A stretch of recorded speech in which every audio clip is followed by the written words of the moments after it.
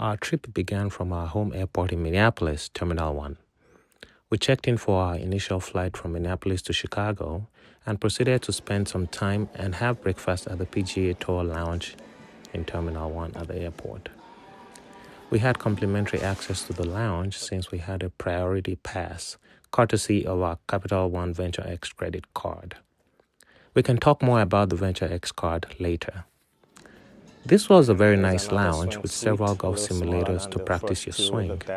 You do have to pay to use the simulators, and you need to have enough time to enjoy it. There is a putting green which is free to use, and I took a minute to sink a putt. The lounge also overlooks the runway and has ample seating to relax. We had a quick breakfast and were off to our gate to board our flight to Chicago. We had to collect our checked bags in Chicago because we booked our domestic round trip separately on Delta. Thankfully, Delta and Qatar Airways were in the same Terminal 5, so it was an elevator ride from collecting our bags and checking in at the Qatar Airways counter. Check-in for our Q-Suite flight to Doha was a breeze, and we were off to find a lounge to chill before our 12-hour, 40-minute flight to Doha. Qatar Airways uses the Swissport Lounge at Chicago O'Hare Terminal 5, but that lounge was a disappointment. It was small, with just a few snacks and a refrigerator with some drinks.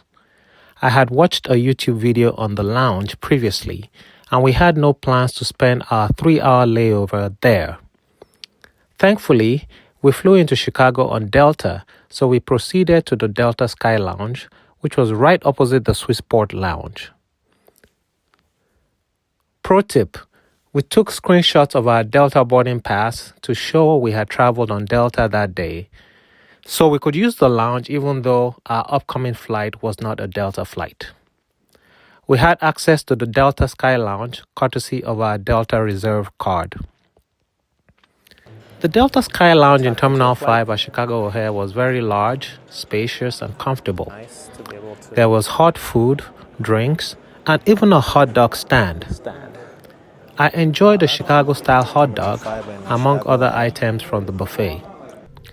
They had clean and nice bathrooms, and even 3 showers if you needed to take a shower. I recommend this lounge if you have a layover in Terminal 5 at Chicago O'Hare. Another sitting area. I hope Qatar Airways finds a better partner lounge soon.